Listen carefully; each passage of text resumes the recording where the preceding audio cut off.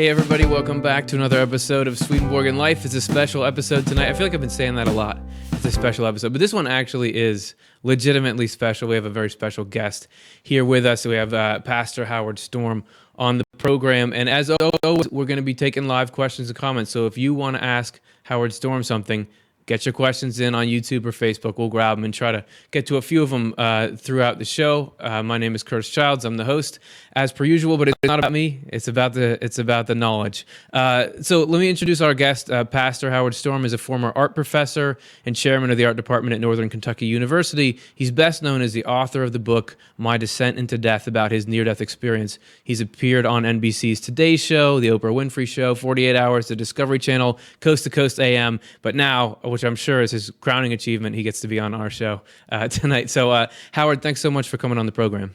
Thank you for having me, Curtis. Absolutely. And I as I mentioned, last week when I first said Howard Storm's going to be on the show, we had everyone in the chat, "Yay, Howard Storm, Howard Storm." And even my wife was excited, especially excited about this show because she's read your book. She thinks you're cool. So we all think you're cool, and thanks again for coming.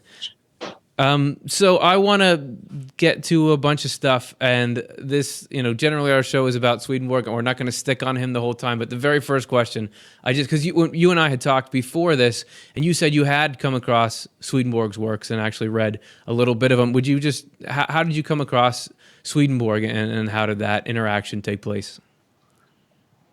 Shortly after my near-death experience, I was invited to attend a Friends of Ions meeting, which met at the Swedenborgian Church here in Cincinnati. Mm-hmm. And I didn't know what that was, just a cute little church. And I got to meet the pastor, whose name was Patrick Rose, and we became very good friends, and his wife also. And he lent me and gave me some Swedenborg books, and I read them all. And that was back in 85, 86. And I thought it was all really good stuff. It was really exciting because when you have a near-death experience, it's very common for people to feel very alone because everybody's telling you you're crazy, it didn't happen, like you're delusional, you're hallucinating, you need to go to a psychiatrist, and you're going like, I don't think so. I think God just showed me something. Yeah. Hello? And they're going, no.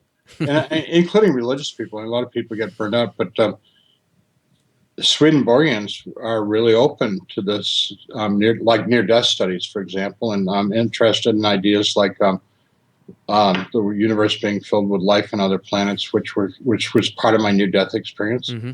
And I really found them very open-minded, and as I became more educated in Christianity, I thought it was really quite compatible, which was the direction I was going, which was United Church of Christ, Protestant. Mm-hmm. Thing. Yeah, and I being a person who hasn't had an experience like that, it's great for me to get to see Howard had this experience here, Swedenborg had this one, and here's where they intersect, because to me it helps sort of put the puzzle together, and it makes it even easier to think these guys are really seeing the same thing. There is a objective reality out there. If Swedenborg were able to talk to him today, he and I would hit it off big. I mean, we would be brothers. Yeah, and hey, maybe a few years down the road, Yeah. So. Oh, it's gonna happen. But just that's be another time, place. Yeah. 40 years from now. So I want to just jump in. I know you've talked about your experience that you described in your book a lot, and I also wanted to mention. I saw some interviews that you did with Matt Cline of Matt Cline Cinematography, and I want to point people to the description of this. There's links to those videos. Those are another great one. So I'll reference kind of both those sources as we go through. I know that you talked about, in your experience, having what is now in the near-death experience community called a life review, where you were shown all the events of your life, but there was a particular emphasis placed on them by sort of the beings that you were with, or this higher perspective. I just wondering if you want to talk a little bit about when you see your life in that state, what's important and what's not important, and what does that tell us about sort of our day-to-day life now? Okay, it was very apparent very early that the entire emphasis was on relationships with other people. of course, starting off as a child with my immediate family, and then going on to my immediate family in school and neighborhood friends, and then expanding beyond that as I grew up. Um, I think that I can say fairly that all is Jesus and the angels and God cares about is how we interact with other people. Mm. And Jesus also said this in the scripture. He was asked, what's the greatest commandment? What's the greatest teaching? And he said, love God with all your heart, mind, soul, and strength, and love your neighbor as yourself. The second commandment is much like the first. The way that we love God is by loving the people that God made, including the short ones and the tall ones, the fat ones and the pretty ones and the ugly ones and the mean ones and the cruel ones and the lovable ones, not just the lovable ones. Right, because that's not such a hard task. Yeah, so it makes it a challenge every day. Yep. And so do you still reference that? I mean, does that come to mind as you're making interaction with these people at the grocery store or the people that you know? Is that still a potent source of inspiration? I'm not kidding. It's really in my life. I feel like I'm a baby trying to learn how to do this stuff. I've only been doing it 30 years. I mean, I'm almost 70, but my near-death experience when I was 38 years old. So I've been doing it over 30 years. But when I asked Jesus, what did he want me to do? When he told me I had to come back to this world, which I didn't want to do, I said, well, what do you want me to do? And it's a big, long story, but I'm going to condense it down to the important point. Is he said, love the person that you're with.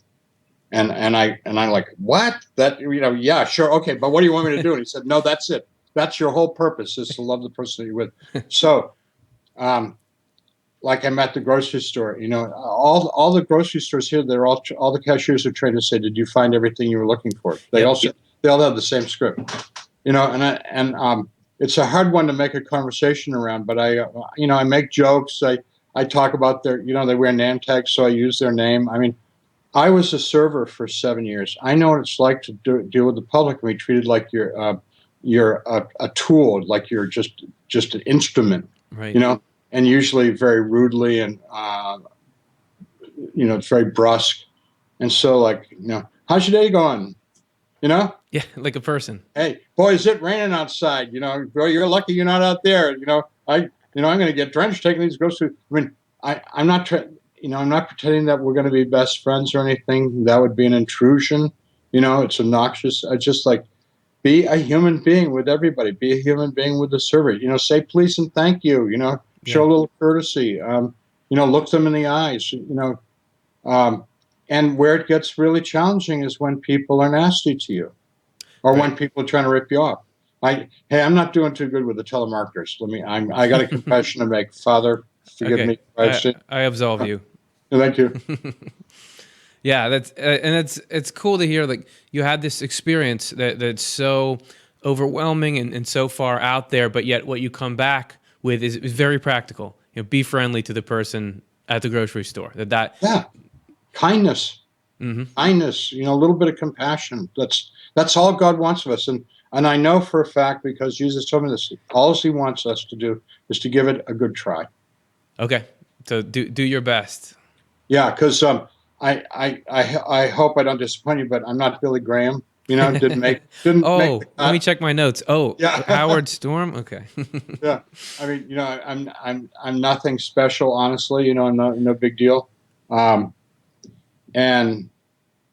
with God, that's okay. That was one of the other things I learned in my life review, that God doesn't care about any kind of success by our worldly standards. In God's eyes, success is the kindness that we show to our family, our friends, our neighbors, our co-workers, and to the stranger. Yeah, and that's not if you think about, okay, what are my 5-year goals? You're often thinking career or something like that, but what you learned was that actually it's really about love, loving the people you're around. Yeah, and the weird thing is, I know this sounds kind of like magical, but if you focus on love, the other stuff falls into place. Everything falls into place. Yeah.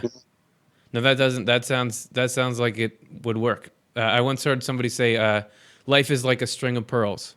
you grab one and the rest will follow. Yeah, and Yeah. like you're grabbing the most important one there. Yeah.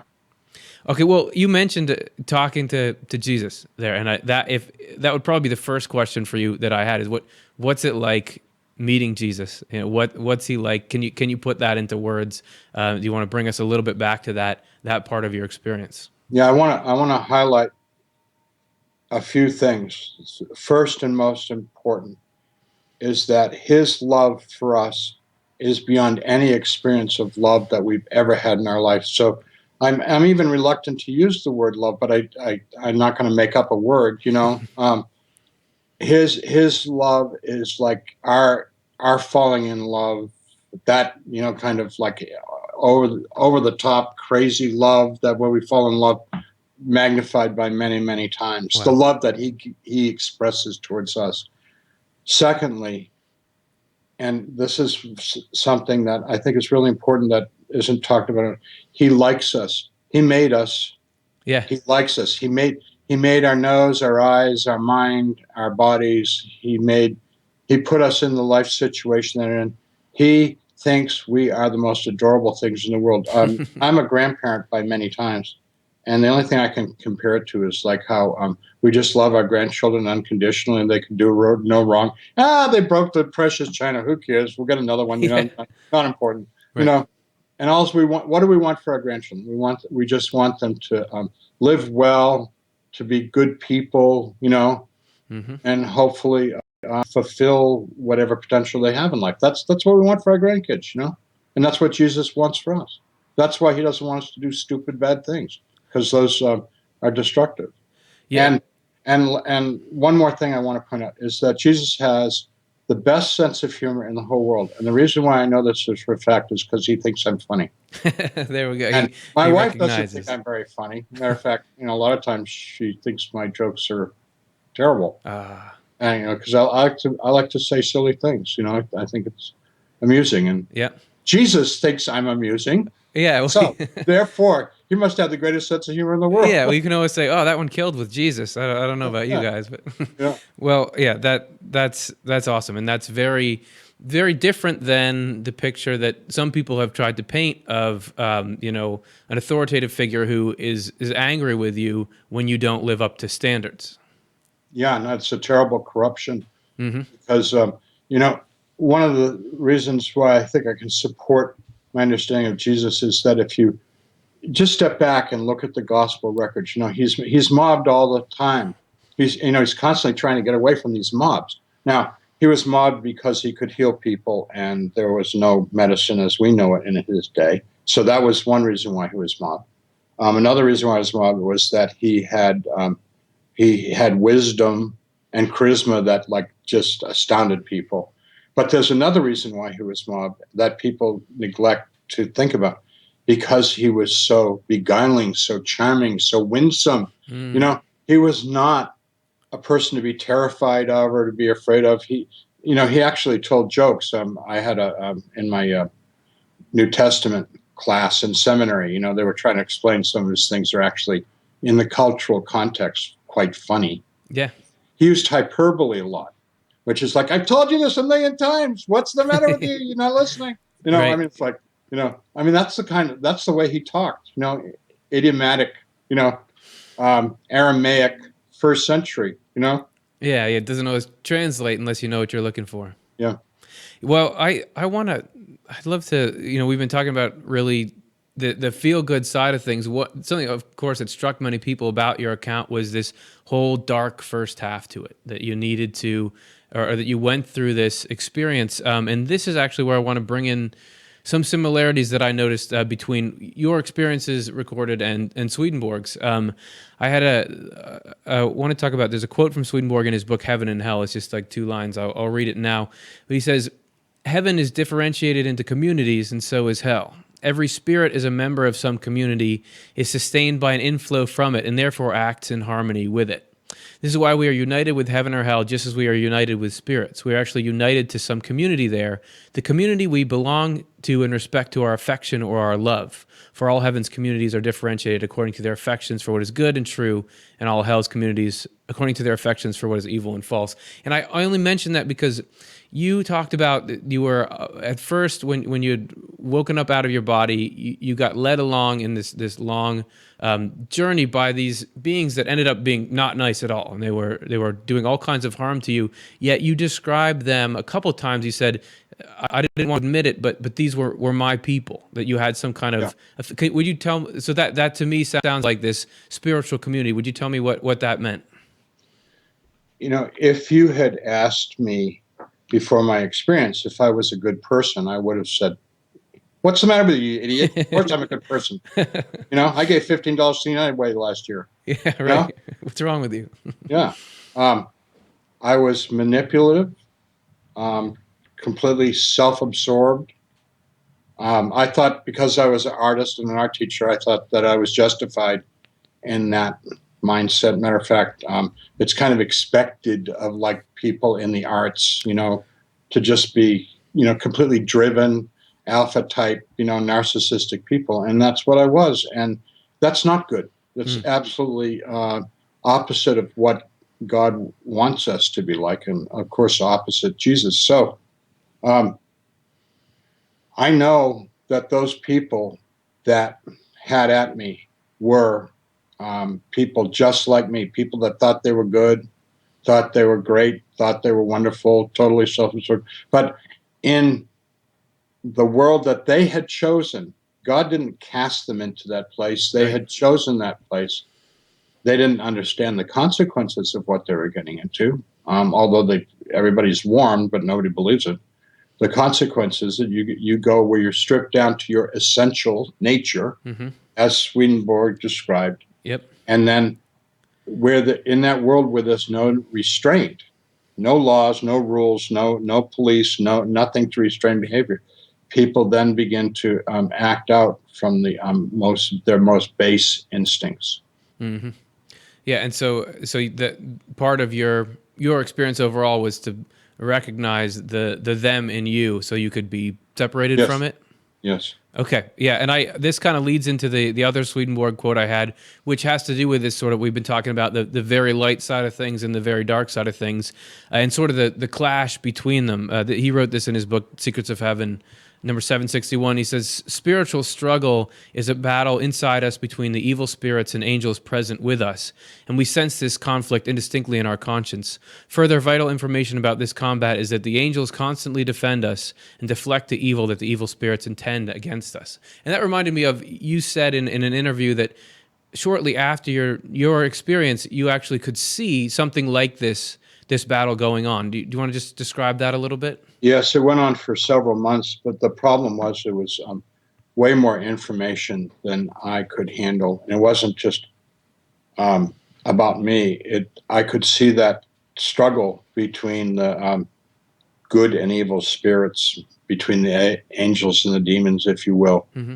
with everybody that came into the room. Now the problem is, I found out very quickly that if I tried to approach that subject with people, they would tell me things like, "You're crazy. Yeah, You're delusional. You're hallucinating. You need to go to sleep. You need to see a psychiatrist. What's the matter with you?" yeah. The people Because don't take it well when you say, "Hey, I see this devil around you." yeah, so after several months of not knowing what to do with it, I try and tell people. I said, I tried to modify it by saying, I think you're in a lot of conflict. I see a lot of tension in your life, and then I would say, if you prayed to God, you could protect yourself and you could find, the right choices in your life. And they're like, oh, so now you're going to preach at us? I'm a sick man in the hospital saying this stuff to Mm. people who've come to visit me or, treat me or whatever. And anyways, like I said, after 3 months, I realized I don't know what to do with this stuff. And I prayed to God. I said, take it away from me. I don't want it. And it was gone. Yeah. And so what did that teach you though?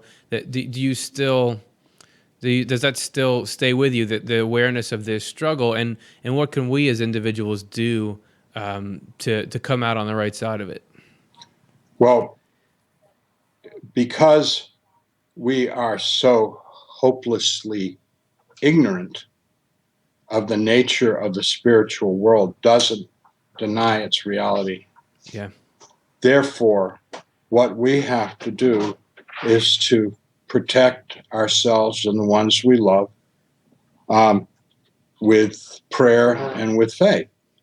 And we have to avoid opportunities for evil to have an influence on us. Like, I'm going to mention some real obvious things like Sure.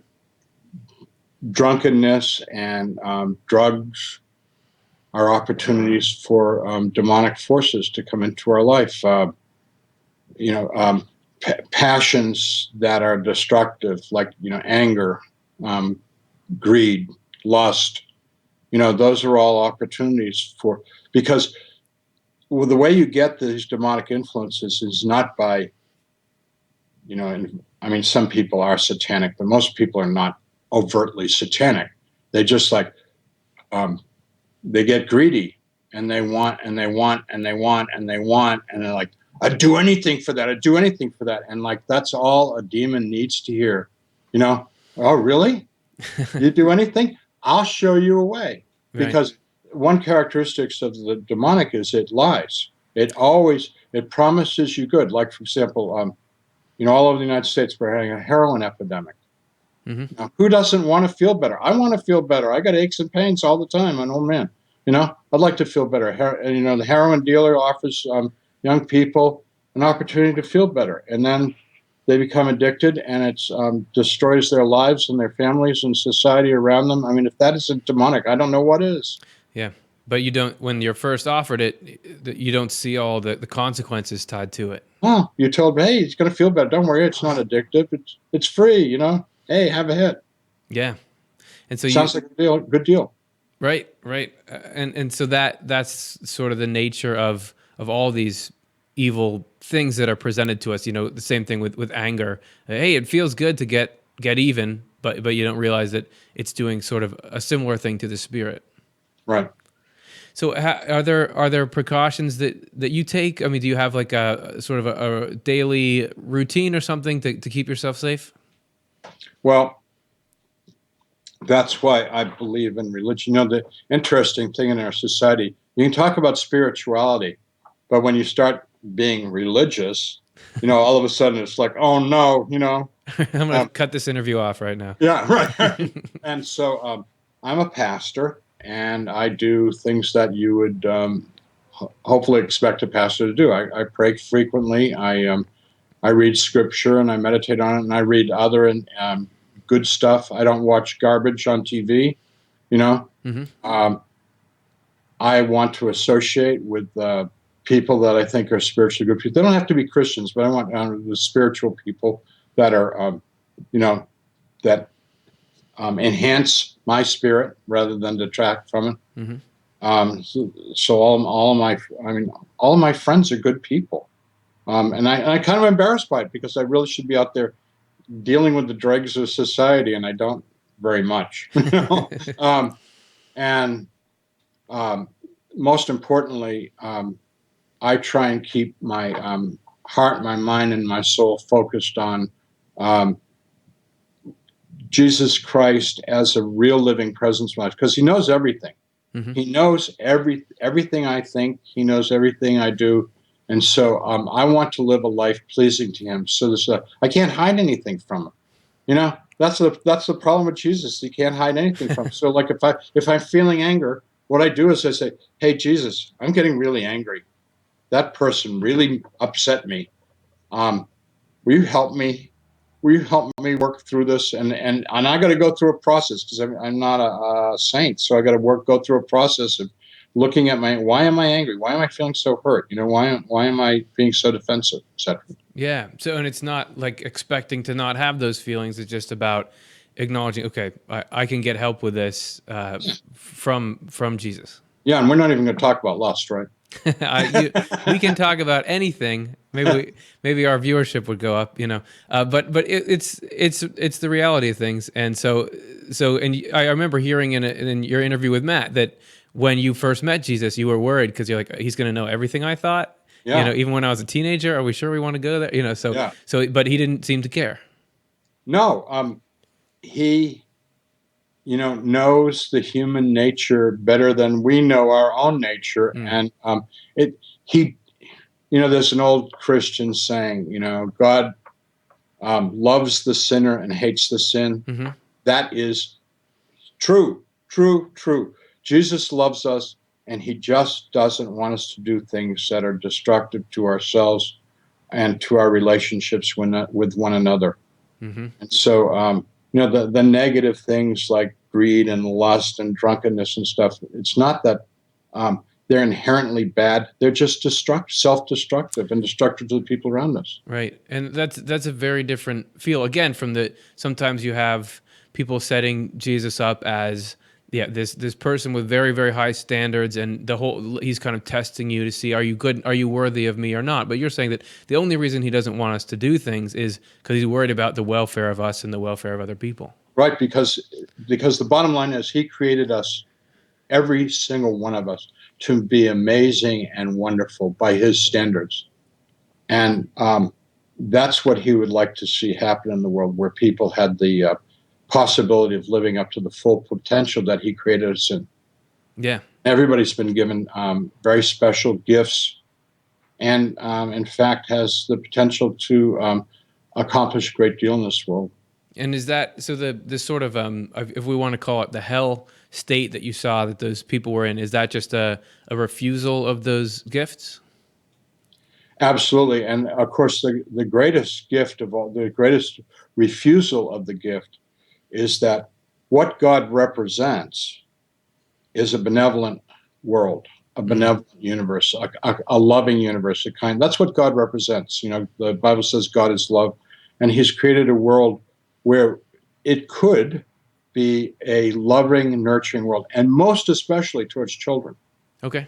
And instead, that is not the way the world is. I mean, nobody, not even the biggest Pollyanna in the world, would say that that's the way the world is. Like the world, I think at best can be described as haphazard Hmm. and dangerous and chaotic and threatening. I mean, would you tell your child, yeah, sure, go walk a few blocks, your little child, go walk a few blocks and meet all the strangers and go into their houses and enjoy them? No, It's not that'd the be a climate. terrible parent, because you don't know. I mean, the worst things imaginable could happen to them. We teach our children to be afraid of strangers and to avoid, contact with people, and because we have to. That's how can we have a world of love when we live in a world that's full of danger?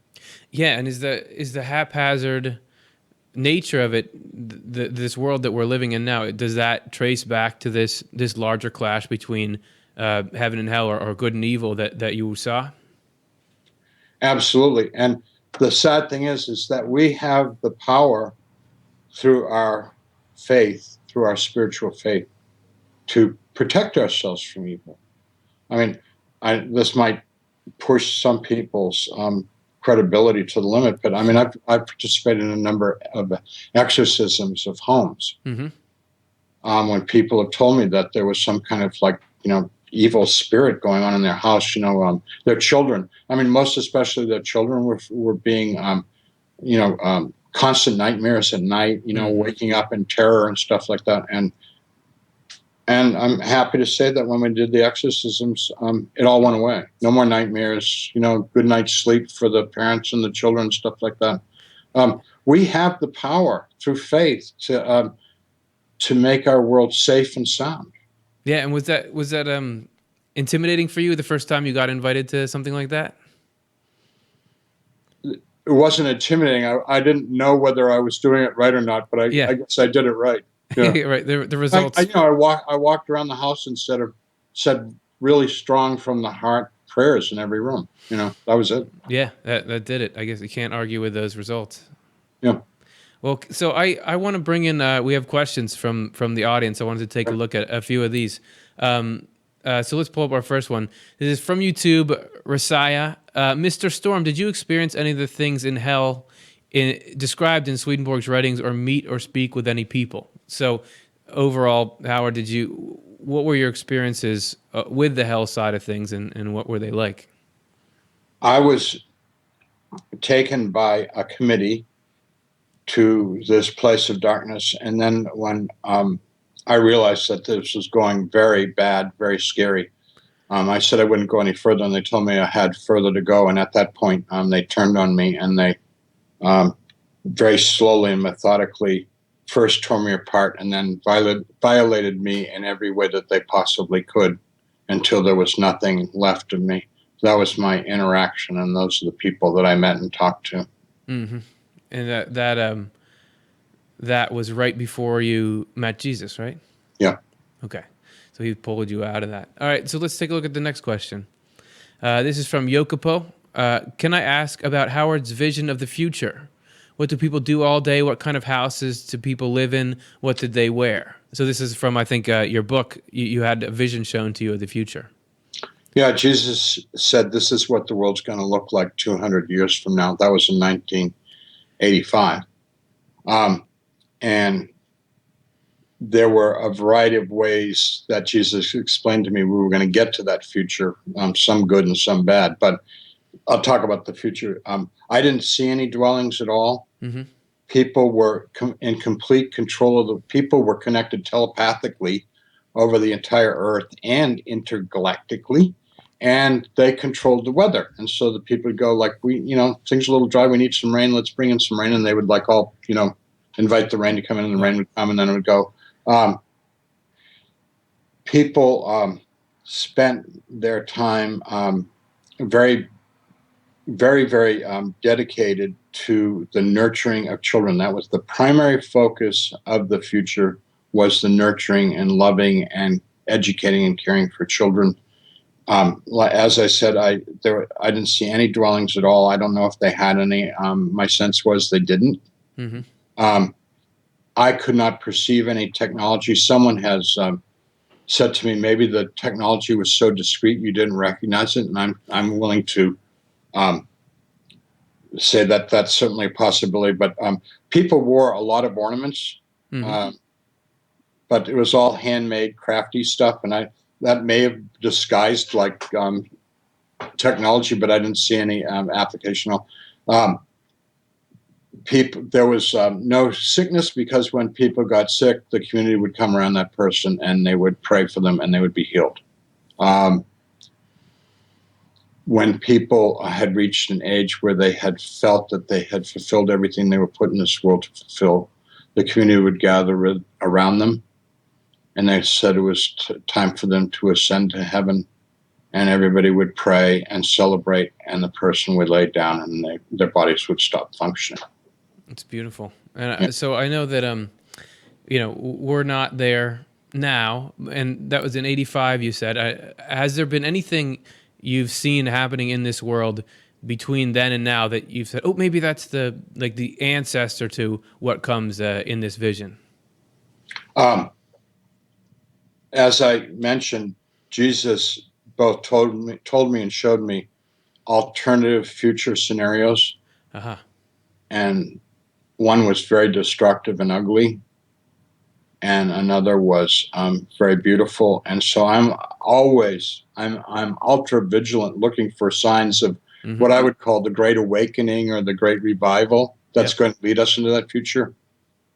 And I would love to tell you that I'm seeing signs of it all the time. Just hit me with the truth. But that's not what I'm perceiving, and I'm seeing the world becoming sadly more greedy and more materialistic, and I'm really concerned, because I'm old. I'm ready to go. Hey, beam me up, Scotty, anytime. I'm good. But I've got 8 grandchildren now. I've got kids, and I don't know what kind of world they're going to inherit, because we seem to be going the wrong way. Yeah. So it would be, if everyone just decided we're going to go for this good future, it's not that we don't have the people power. It's just that we're not making the right choices. Correct. All right. Well, hopefully, later, like tomorrow, you'll call me and say, I saw it. Yeah, right. We're getting on it. All right. That's the importance of the work that you're doing, and what I'm trying to do with my life. It's like, I'm not the Messiah. You're not the Messiah. We're painfully aware of that. But what we can do is we can point the way. Yeah, and it's been really encouraging to me to see the response to this kind of content that we've been getting on YouTube, that your book has gotten. I know that you told me there's going to be a movie about your material, so it is exciting to see that there's at least an interest in the kind of things we're talking about. Yeah. All right. Let's take a look at the next question from the audience. This is from Matt. If you do a good deed for the sole reason of going to heaven, is that technically unholy because it stems from a selfish reason? Oh, that's an interesting question. I think that honestly, I mean, to be brutally honest, everything we do has an element of. I want to clean up the word selfish. Okay. I want to use a euphemism. Sure.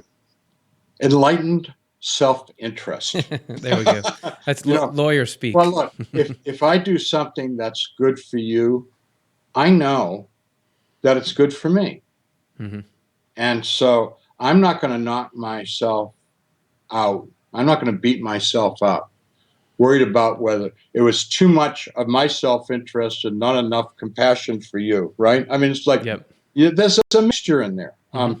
I would hope that my reasons are altruistic and self-sacrificing, but as a human being, part of the reality is that I think about my own self-interest, and in a way, that's okay too. I need to take care of myself. I need to pay attention to my needs and my wants, and and my general well-being. That's not a bad thing. On the other hand, I hope that that's not the only thing that's motivating me. I honestly, and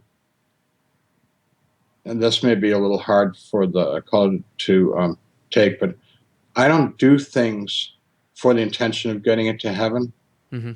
because I can't by my own merit go to heaven, and in fact, nobody can.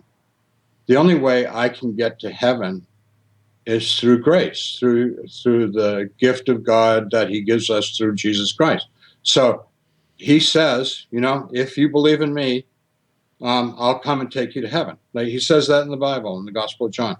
I know that's true. I take him at his word. I can be a big screw up, but with my trust in him and with my intention to live a life pleasing to him, whether I more or less successful, and believe me, it varies from day to day and hour. He's going to make good on his word. He is trustworthy. There is nothing. How many times do I have to say nothing I can do to merit going to heaven?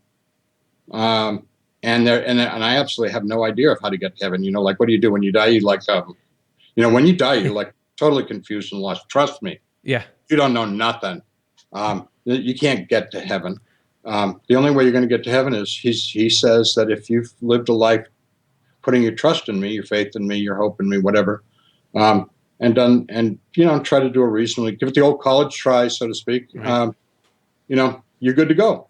So, and I know that. I know it. It's in the word, and I believe it, and that's the way it's going to work for me. So I'm not doing anything to get into heaven. All I'm doing is trying to live a life in the moment, today, this minute. Live a life pleasing to him.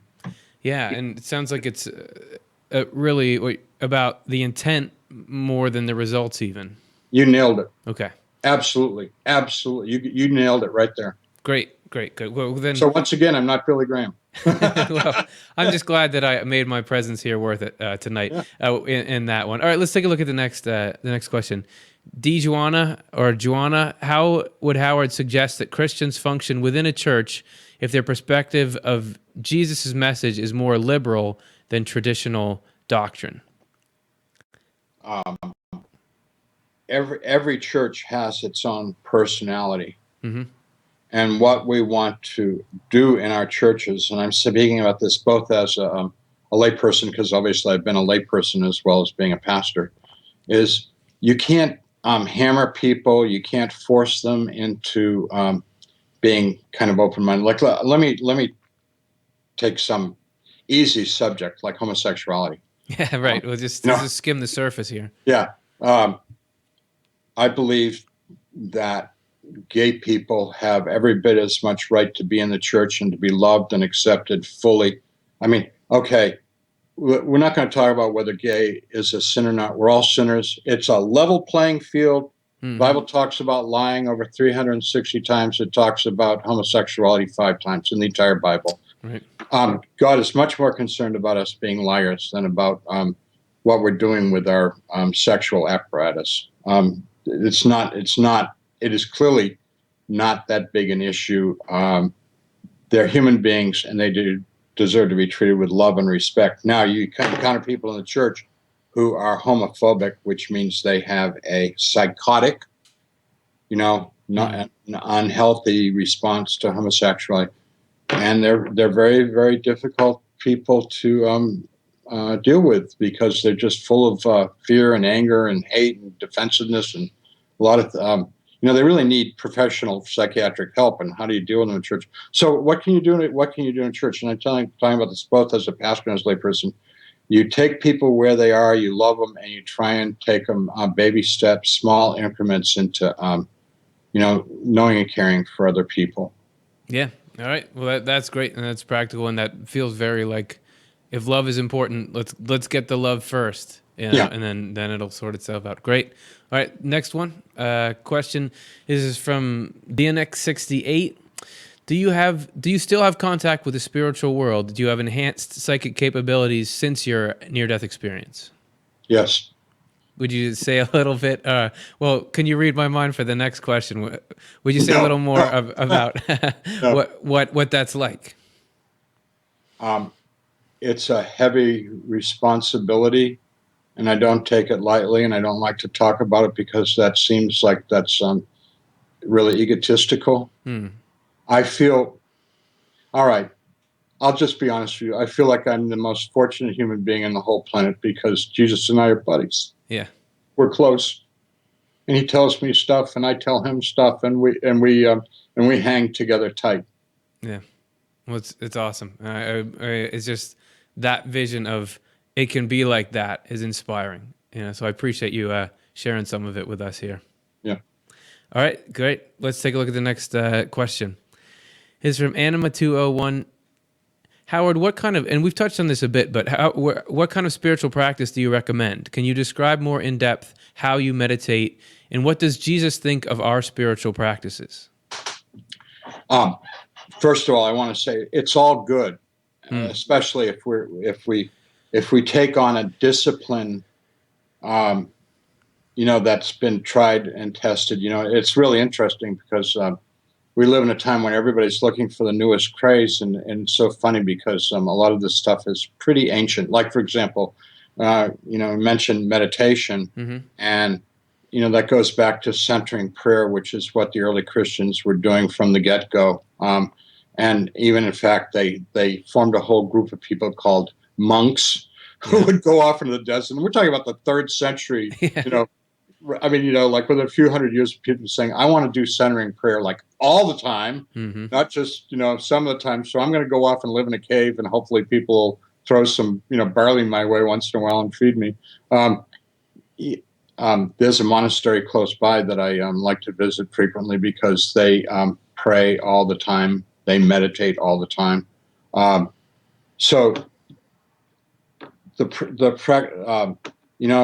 people get all hot and bothered about whether Reiki can be Christian or not Christian, stuff like that. You can do everything in the context of your Christian faith. And one of my great heroes, Thomas Merton, who in fact was at this monastery that I like so much, the Abbey of Gethsemane, was contacting Buddhist monks because he felt that they had a great deal in common. And in fact, he died at a convention that he had organized between Christian monks and Buddhist monks. And he was trying to get the monks of the world to all go like, hey, guys, we're all after the same thing, Yeah. I don't mean this glibly, but within our own cultural context, within our upbringing, I was raised as a child in a traditional congregational church in New England, and you know what? A mighty fortress is our God, rocks my world. Right. Mm-hmm. And I like to go to a church where they do traditional hymns because that's what I grew up on, and it just brings me back to that the faith of my childhood and my upbringing. Yeah, and I think you'll get a lot of people who have a similar experience where something really works for them, but they'll say, okay, because it works for me, everyone's got to do this. But it seems like you're saying, Yeah, do what works for you. yeah, and and I can't understand why everybody doesn't like double chocolate almond coconut ice cream. It's a Like no-brainer. Yeah. I mean, I'm kind of like very passionate about it, And, why doesn't everybody like it? And I go to people to the ice cream store, like I'm the only one ordering it. People are getting like weird things like black raspberry. It's like, why would you get black raspberry when I mean, Yeah, it's right. just taste. Hmm. It's just taste. Yeah, It's all good. absolutely. It's all good. I love it. I love it. I love it. Let's take a look at another one. We got a lot of questions coming in here. This is by Drive By Poet on YouTube. How particular was Jesus regarding right conduct? If one has goodwill and kindness, would it be proper to be quiet and mild mannered without jokes, smiling, laughter, and excessive chatter? Um, Gee, I think jokes, smiles, and chatter are all signs of friendliness. I think, of course, the important thing is, a certain degree of moderation. Earlier I mentioned, like the strangers that we meet, like the cashier at the grocery store and stuff like that. You can't monopolize your time, and when they're done checking out, it's time for you to move on. Yeah. Especially with the person like breathing down your neck behind you when you Yeah. get checked out. But like what about the bagger? I Mm. mean, I always acknowledge the bagger and thank them. Hmm. I mean, that's, and I smile at them and ask them, how's it going? And sometimes I try and engage the bagger in a conversation if the cashier isn't too, I mean, r- ignoring people and being, you know, uh, formal and I think that's actually kind of rude. And so that maybe goes back to we get our some of our sense of humor from Jesus' own sense of humor. Yeah. Humor is lightening up. That old saying. Have you heard this one? You know why angels can fly? No, why? You haven't heard it? Uh-uh. Mm. Because they take themselves lightly. I Ah, oh love man, it. great. Well, thank you for Yeah, arming me with that one. yeah. We need to lighten up and be joyful people. There's a line in the scripture that is. It seems like nobody's ever read it except for me. Jesus says, "May my joy be in you, and may your joy be complete." Right. He wants us to be filled with his joy and be joyful people. That's a wonderful vision. That's a pretty nice guy. If that's Yeah. if that's what he wants. All right, let's take a look at the next question. This is from Shelley. I am a recovering addict, very spiritual now. Will I be judged on my past? No. When we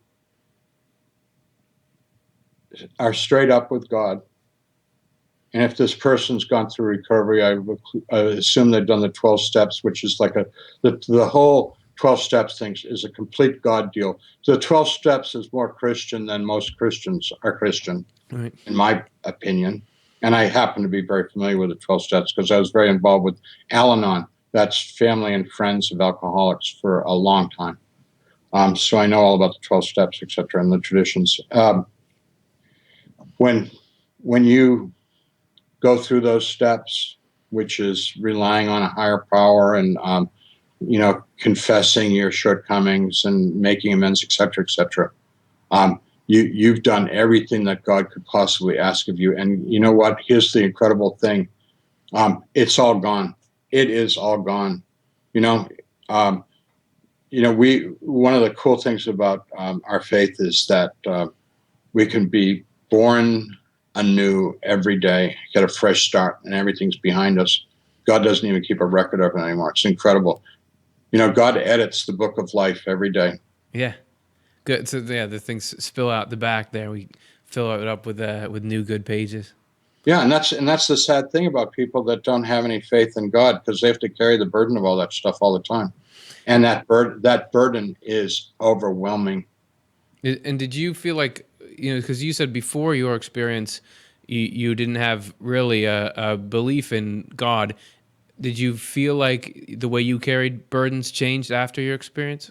Oh, 100%. Yeah, completely. Great. All right. So there's a good message, because I know we get a lot of people writing in who have struggled with addictions or things in the past. So it's good to hear that there's nothing that is going to weigh us down forever. That anything can be lifted if we take the steps. Absolutely. Great. All right, let's just do a couple more here. We're getting near the end of the hour, but we'll let a few people get it in. This is from Karen on Facebook. I don't understand how we don't miss the people we leave behind when we cross over. When we go to heaven, we can actually see and hear them from heaven. I mean, as if we were there. We're not there. We're in heaven. Hmm. I mean, sometimes people in heaven get a sort of a special assignment to come back as a guardian angel, but that's not the norm. Most people in heaven are very aware of the loved ones that they've left behind, and they have a completely different perspective on what's going on down here, because what they want from us, the ones that are still here, to have a good life, to love one another, to care for each other, to be good people. That's what they want, because they know that in a few minutes, by heaven's clock, they're going to come home. I call heaven home, because that's where we belong. Yeah. And so they know that. I mean, they're waiting. You know, you're going to be home in a few minutes. You know, like, don't you think it's about time to clean up your act and get ready to do this? You know, because and then of course they feel sad for the people that don't want to come home. You know, it's like a whole different perspective on life. Yeah, but they also know that in God's infinite mercy and grace, there's always hope somewhere, somehow. Yeah, wonderful. So they can. So it's not that we cross over and forget about everyone we knew in this life. We continue to care about them. We care very much about them. Wonderful. All right. But we also know that in God's infinite mercy, there's hope for everybody, even the worst. Yeah. And a sense of trust that God has taken people on the path that's their best shot at coming home. Yeah, I mean, like the Bible tells us that Jesus went to hell. When he died, he went to hell, and he preached, and he saved a lot of souls. Yeah, I think he probably saved a lot of souls, because he's a very attractive character. That Jesus. He's pretty good, man. He's got some charisma there. Yeah, right. And he did it that time, and I don't know how many times he's done it since, and how many times he'll do it in the future. Right. Yeah. Why wouldn't he? If his goal is to bring everyone into as much happiness as possible. Yeah. All right. Let's take a look at one more question here. It's a simple one to answer. Are there more people in hell or heaven? If I knew the answer to that, yeah, I would not be sitting in this chair talking to you. I would be in heaven, right. You know, in close proximity to God. So I'm sorry, but I'm not being glib. Honestly, that's above my pay grade. Yeah, I mean, and I wonder, if there's what kind of clearance you have to have to know something like that. Yeah. All right, that was a short one, so let's do one more here. This is Williams Marie Joy. I want to know, are our loved ones allowed to visit us from time to time, even if in our dreams? Yes. And there are lots and lots of accounts. I know that when one of my sisters died, my other sister had a very powerful experience of her after the departed sister had died. And she called me up totally freaked out. I mean, like, could that be real? I was like, it was a gift from God. She was telling you she's okay. Just accept it and stop, getting all anxious about it. Yeah. What a beautiful thing. Yeah. So the other side really is that close. Yeah. Wonderful. Oh, and because we do get a lot of people here wondering, because they'll have an experience like that was really awesome, but can I believe that was really what I think it is? So I think what you're saying is, yeah. Great. All right. Well, I want to say thanks to you for coming on the program tonight. like I said, I read your near-death experience. It was one of the first ones I ever read, and it had a profound impact on me. And for you to share everything, I feel that the hope that you've found, the way that you describe it, just even hearing secondhand about it for me, this is like, wow, that there can be love like that there can be comfort like that, that you found has been inspiring. And then since then, I've read so many things in Swedenborg that particularly with your experience, I say, oh, these guys are talking about the same thing. So I've always wanted to make this connection. So really appreciate you coming on the program. Thank you for having me, Curtis. I appreciate it. Absolutely. And I just want to let everyone know you can go to howardstorm.com. That has all kinds of links and everything Howard Storm on there. And you're a pastor of a church right now? Yes, I'm serving St. Mark's United Church of Christ in Latonia, Kentucky. Little tiny church. If you're in the neighborhood, stop on by. Yeah, you can increase our attendance by multiple times by coming by. You can make a difference. All right. Well, thanks so much for giving some of your Monday night, and hope to talk to you again someday. Thank you. God bless you.